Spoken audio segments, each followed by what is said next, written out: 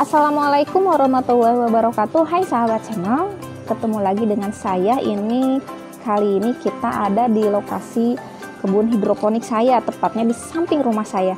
Nah, ini adalah tanaman bayam hijau. Bayam hijau ini hari ini siap dipanen. Ini usianya 25 hari semenjak hari pertama disemai.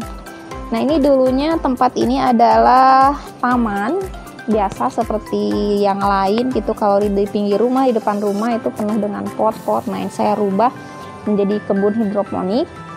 Di sebelah sananya ada kangkung, kemudian pakcoy, dan di sebelah sini khusus untuk bayam. Nah, tujuannya sih sebetulnya saya mau lahan rumah saya yang tidak terlalu luas ini menjadi sesuatu yang lebih produktif lagi. Nah, ini bayamnya, ini usia 25 hari semenjak semai. Kita panen sekarang, yuk.